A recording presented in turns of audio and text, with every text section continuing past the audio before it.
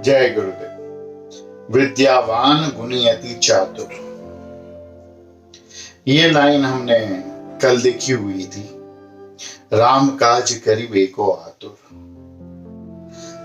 चतुराई क्या है ये हमने समझ ली। हम काफी लोग चतुराई को गलत अर्थ से जानते थे, आज आतुर को जानते हैं। राम काज करिबे को आतुर, प्रभु चरित्र सुनिबे को रसिया, राम लखन सीता मन बसिया। आतुर मतलब बेचैन। जैसे किसी को नशे की आदत हो और नशा नहीं मिले तो वो आतुर हो जाए उसको प्राप्त करने के लिए, कि नहीं मिला तो मर जाऊंगा तो भी चलेगा, लेकिन मुझे अभी ये चाहिए। उसे आतुरता कहते हैं। ईश्वर का काम करने, धर्म का ध्वज फैलाने, गुरु का कार्य करने, गुरु का नाम फैलाने आतुर रहने चाहिए। तभी पता चलेगा कि आप में विद्या है, गुण है और चतुराई है। प्रभु चरित्र सुनिबे को रसिया, राम लखन सीता मन बसिया। प्रभु का चरित्र, प्रभु की कहानी सुनने के लिए आप हमेशा दिलचस्प रहते हो। रस आपको एक ही चीज का है, ना धन का है, ना स्त्री का है, ना यश का है, ना कोई चीज का है। आपको रस केवल और केवल प्रभु की चरित्र को सुनने का है, प्रभु की कहानी सुनने का है। प्रभु चरित्र सुनिबे को रसिया। राम की कहानी रामचरित्र मानस के रूप में तुलसीदास ने लिखी। तो आपको ये कहानी पहले मैंने बताई थी, आपको याद ना हो तो, कि एक प्रेत पीपल के झाड़ के नीचे अपना दैनिक कार्य खत्म करने के बाद, नेचर्स कॉल, टॉयलेट करने के बाद जो पानी बच जाता था वो पीपल के पेड़ पे डालते थे। वो पीपल के पेड़ से एक प्रेत नीचे आया, भूत नहीं, भूत से ऊपर का प्रेत, और उसने कहा मैं प्रसन्न हूं, तू रोज पानी डाल रहा है, बता तुझे क्या चाहिए। पहले तुलसीदास घबरा गए, बोले कुछ नहीं, बोला नहीं मांग, घबरा मत। तो तुलसीदास ने कहा हनुमान जी का पता बताओ, मैं हनुमान जी का भक्त हूं। तो कहा राम की कहानी जहाँ चलती है वहां हनुमान जी होती ही है, इस वजह से राम का चरित्र लिखना शुरू किया तुलसीदास जी ने। और वहां बंदर रहते थे हनुमान मंदिर के पास, अयोध्या के पास, वहां पे वो बैठते थे और वो जो लोग चने डाल के जाते हैं बंदरों को, वो खा के अपना जीवन निकालते थे। राम की कथा लिखते पढ़ते वहां पे।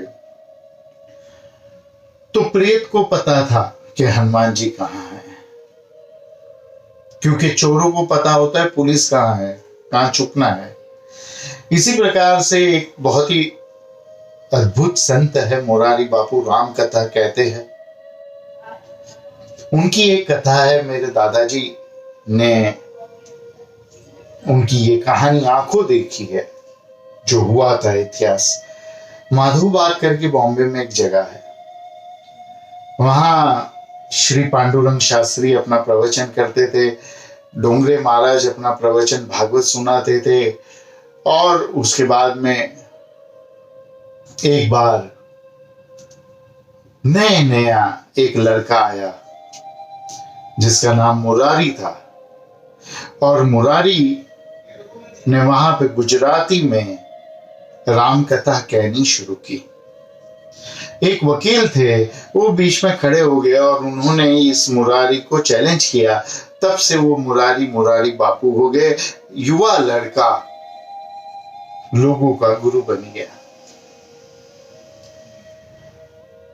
मुरारी जब भी राम कथा करता, मुरारी ने अपने दादा से राम कथा सीखी थी, उसके दादा उसके गुरु। वो एक पाठ रखता हनुमान जी के लिए बैठने को राम कथा में, हमेशा एक पाठ रखता वो राम कथा में हनुमान जी के लिए बैठने को, आसन लगाकर। और उसने राम कथा में ये कहा कि जब भी राम कथा पढ़ी जाती है हनुमान जी आते ही है, और इसी वजह से मैं उनके लिए पाठ और आसन रखता ही हूं सुनने के लिए राम कथा। एक वकील साहब उठ गए और उन्होंने चैलेंज किया, बोला ये अंधविश्वास की बातें मत करो। राम का चरित्र जो है उसको सुनने से बहुत सारा ज्ञान मिलता है, हमको पता चलता है हमें जीवन कैसे जीना चाहिए। लेकिन ये बकवास मत करो कि हनुमान जी आते हैं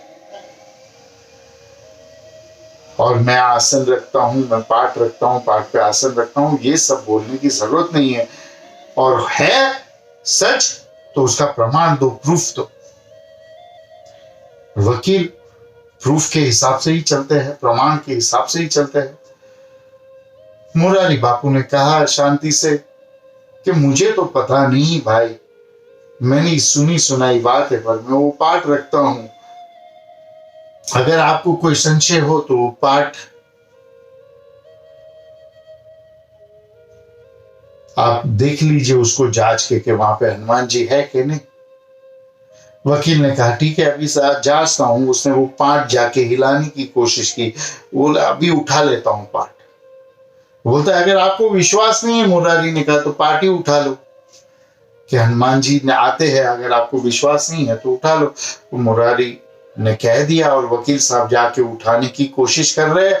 उठना तो दूर की बात, हिल नहीं रहा है पाठ। वो वहीं पे अपना काला कोट उतार कर मुरारी बापू का शिष्य बन गया।